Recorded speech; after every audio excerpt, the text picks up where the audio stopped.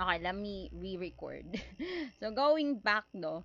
So the problem there is in order to find these length right here. Remember, you are just given these value, which this is actually your S, diba?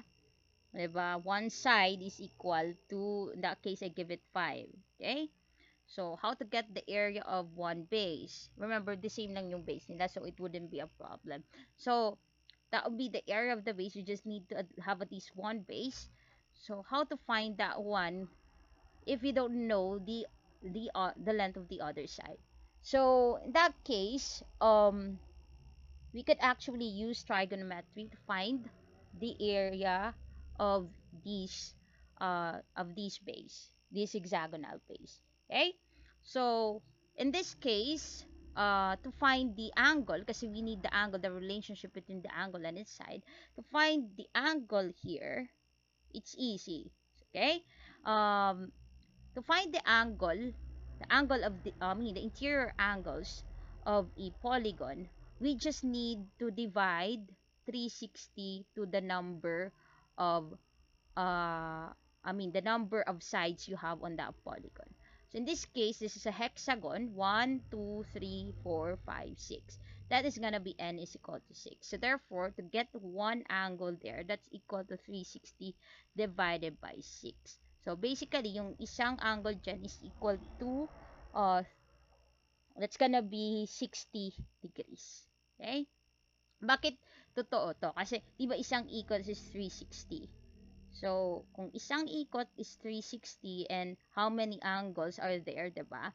1, 2, 3, 4, 5, 6. Then you could get each of those each of the value of the measurement of the angles. So in this case, the interior angles 1, 2, 3, 4, 5, 6. So that's going to be 360 divided by the number of interior angles, or it could be the number of the sides. So that's why 60 dyan. Okay? And then remember, we don't need the whole thing. We don't need the entire angle of that. Kasi yung kukunan lang natin is this part, 'di ba? Itong part na to. Ay, wait. Itong part na to, which is dito na triangle. Itong right angle triangle. To determine this value na altitude nung triangle. Kasi we need it to find the area of this entire triangle. So, in this case, kasi hinati siya sa dalawa, so therefore, kung hinati siya sa dalawa, we could just divide it by 2, diba? 60 divided by 2 is 30 degrees. You could also use the concept kasi pwede ding, kasi half semicircle to, we could also get the concept wherein we could find the half of that. Kung 360 siya, yung half ng 360 is 180. So, i-divide mo din siya ng number of sides. We could also get that value, which is 30, or the angle na the half angle of of that entire angle there, which is this part. So, that would be now 360 divided by 6 is still 30 degrees. So, you could use these formulas to find the angles. So, either this one, pwede din ito. Ito, direkta na to sa half angle. Ito, yung whole angle pa. So, we're gonna use that one. Remember, this is a triangle. So, let's try to create a triangle from that. Ito lang. So, yan. And then, remember, this is 30. So, kung 30 and 90 to, obviously 60 to. Diba? Sa kanina na 30, 60, 90. Now, we are doing trigo. So, in this case is, we are trying to find that one and we don't know also this length.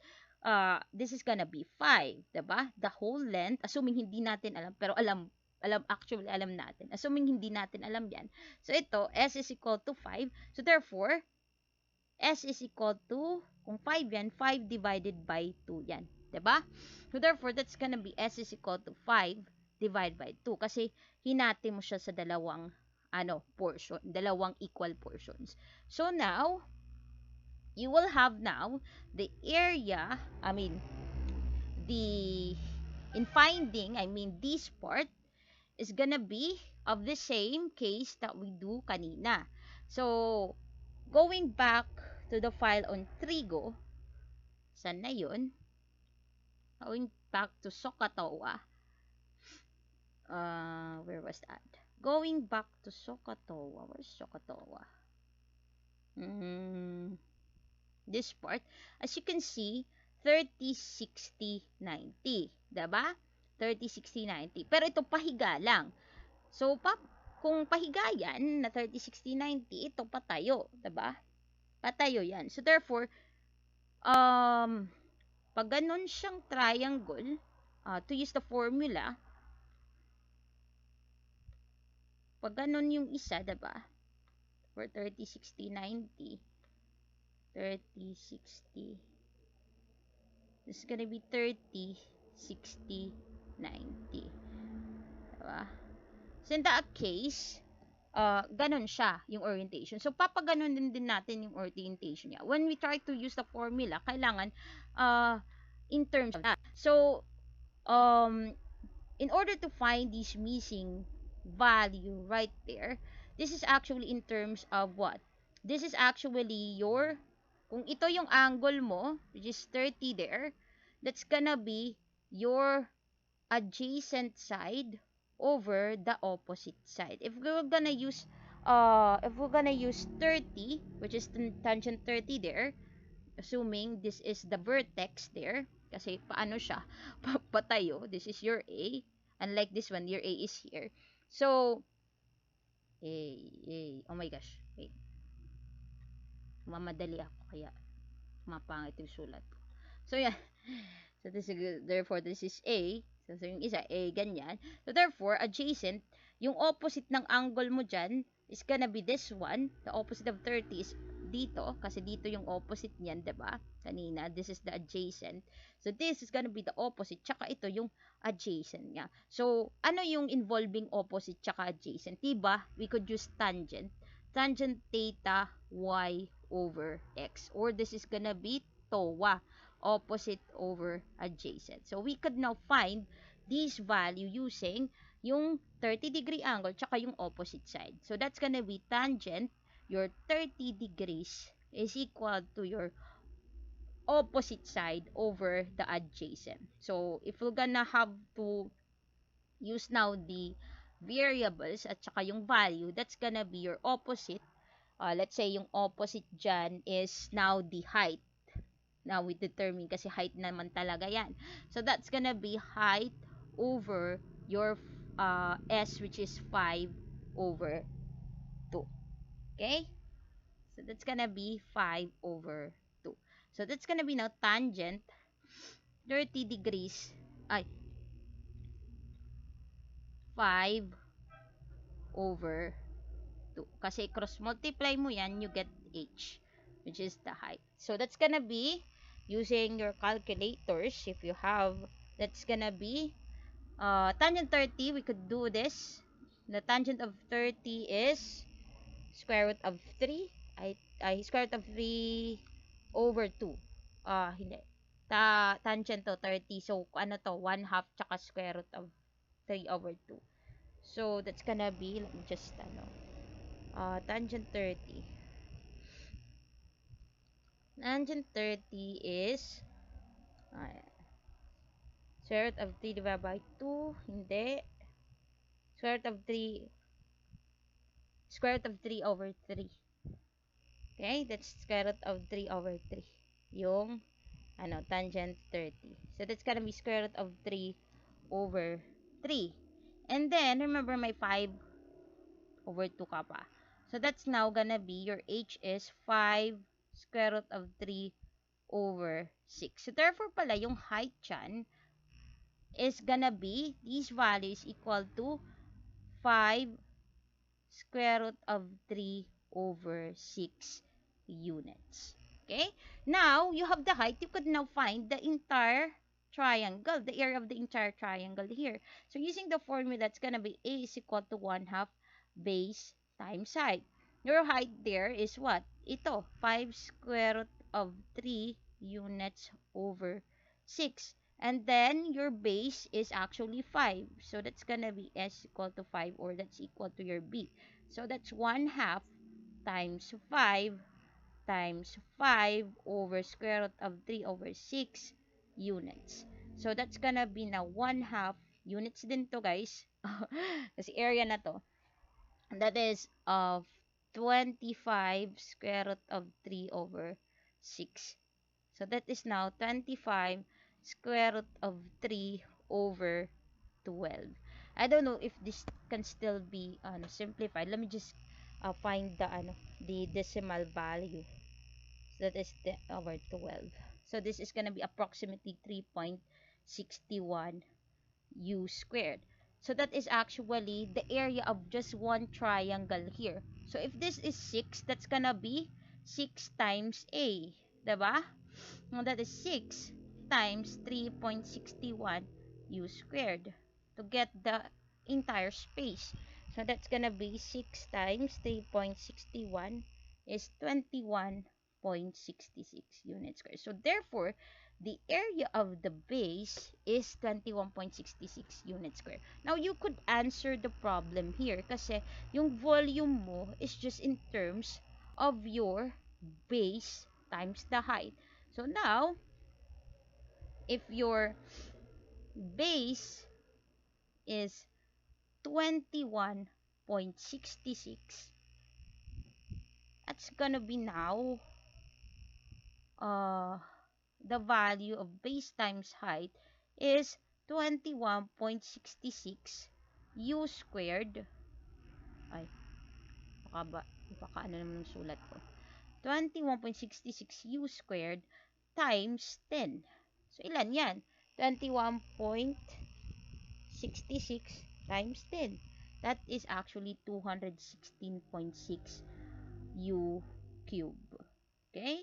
Or cubic units. So, hindi niya siya masulat, pero u cubic units yan. So, yun. So, you could now find the value using the concept. Now, let's try to derive yung parang general formula from that.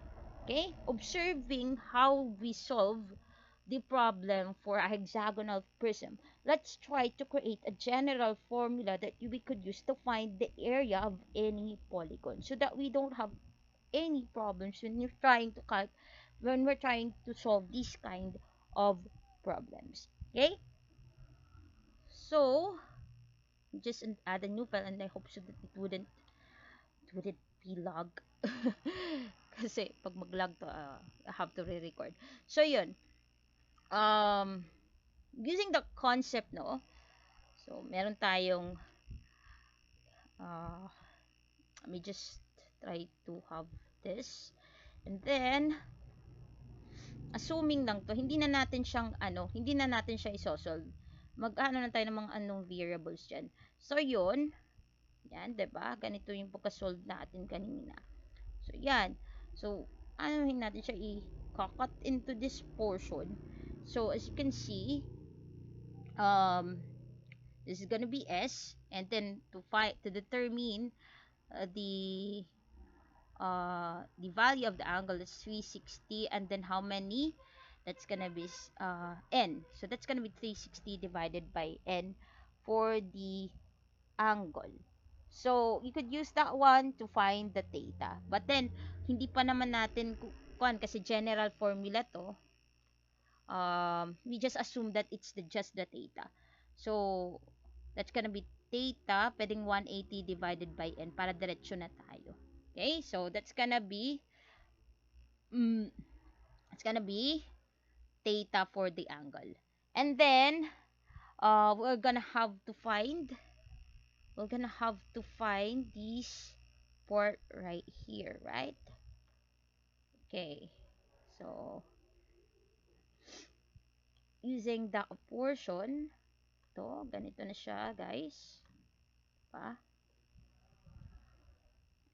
You have that one. So this entire length is divided by 2, diba? So that's gonna be S divided by 2. And then this is gonna be the height of the triangle. So this is gonna be your theta here. So this is in terms of tangent, diba? Tangent theta is equal to your opposite tsaka adjacent. So we are trying to derive a general formula that we could use all the time just to solve this kind of problems. So, opposite ni theta is S over 2. Obvious naman kasi nandito yung theta mo, nandito yung opposite side dyan. And then, adjacent is yung katabi na niya, which is H. So, that's gonna be S over 2. That's 1 over H. So, this is gonna be now, will be now tangent theta is equal to S over 2H. So, we are going to find the H. So, we are going to equate that one. Okay? So, multiply natin ang 2 both sides. So, that's gonna be 2 tangent theta is equal to S over H. And then, H yung goal. So, that would be multiplying both sides naman with 1 over S. Okay? Just to cancel out S here. So, that's gonna be S2 tangent theta. S2 tangent theta is equal to 1 over H pa to. And then, 1 over H, we could do the reciprocal.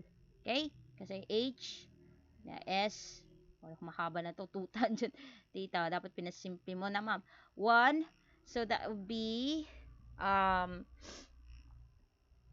multiplied natin ng 1 over H. Hindi 1 over H. But, ano natin siya, ano nga yung tawag dyan? Hindi. Times na lang. Okay. Ako nila inidiretso. Wait lang. Nalain niya idiretso. So, idiretso na natin to. Huwag na natin ipakomplika. So, yan. Okay. Ako na siya i-ano kasi nagko-complicated na siya. So, yon tangent theta, that's basically just S over 2H. So, the goal is, yung H is on the other side. So, cross multiply na lang natin kaagad to. Tangent theta is equal to S over 2. And then, divide natin ng tangent theta on both sides. So, this is gonna be divided by tangent theta on both sides. And then, this will be cancelled out. And that's gonna be S over 2 times 1 over tangent theta. So, therefore, to find the height, you just have to have S over your tangent theta. So you can find any height of these kind of triangles using these formulas. So don't forget about that. That is H is equal to S over 2 tangent the angle, which is the theta. Okay? At you need to know the side.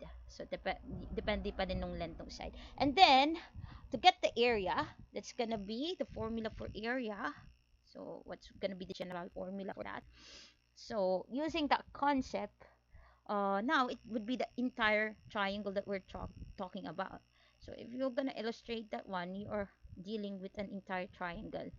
So, that's gonna be the entire triangle here, diba? The entire triangle to get the area of that. So, that would be that one. So, yan siya. And then, it's the area. Ganyan na portion. And then, it's gonna be H here.